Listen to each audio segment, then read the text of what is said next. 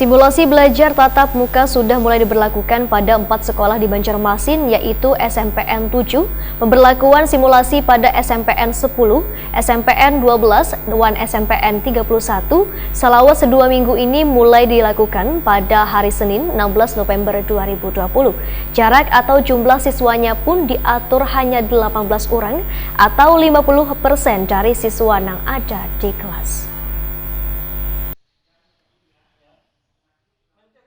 Simulasi belajar tatap muka sudah mulai diberlakukan pada 4 sekolah di Banjarmasin. Pemberlakuan simulasi pada SMP Negeri 7, SMP Negeri 10, SMP Negeri 12, dan SMP Negeri 31 selama 2 minggu ini mulai dilakukan pada hari Senin 16 November 2020. Bagi Ketua DPRD Banjarmasin, Matnor Ali Ep, Takuni Primati Picelang tengah hari Senin 16 November 2020 memandahkan, sesuai dengan hasil rapat kerja Komisi 4 dengan Dinas Pendidikan Banjarmasin beberapa waktu lalu, pembelajaran tatap muka dilakukan di sekolah tingkat pertama atau SMP secara bertahap. Jarak atau jumlah siswanya pun diatur hanya 18 orang atau 50% dari siswa yang ada di kelas. Sekolah yang ditunjuk pun harus menyiapkan fasilitas protokol kesehatan dan kayak wadah membasuh tangan. Politisi Partai Golkar ini pun sangat menyambut baik dengan mulai diberlakukannya belajar tatap muka ini, namun tetap meminta Komisi 4 yang membidangi masalah pendidikan untuk turun ke lapangan, melakukan pemantauan atau mengontrol sekolah tersebut.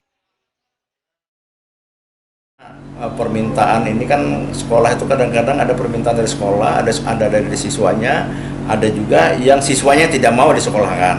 Jadi masih ada kontra. Lebih baik anak itu mengutamakan kesehatan dulu daripada sekolah. Sepanjang kemampuan orang tuanya itu bisa membimbing anaknya. Ada juga yang mungkin ya karena ilmunya lebih tinggi anak daripada ibunya kada pernah sekolah, jadi mengalami kesulitan untuk belajar, lebih baik disekolahkan. Nah, ini saya minta dengan Komisi 4 juga, kalau ada waktu yang ada lowong ya, artinya di luar ada penjadwalan dewan, disempatkan mereka untuk mengunjungi, mengontrol, mengawasi sekolah yang buka tatap muka mulai terhitung hari ini, sehingga dipantau. Ya, kemarin ada pelanggaran-pelanggaran ya harus dilakukan TL, tindak lanjut, masih seperti itu. Ya, saya rasa mungkin itu.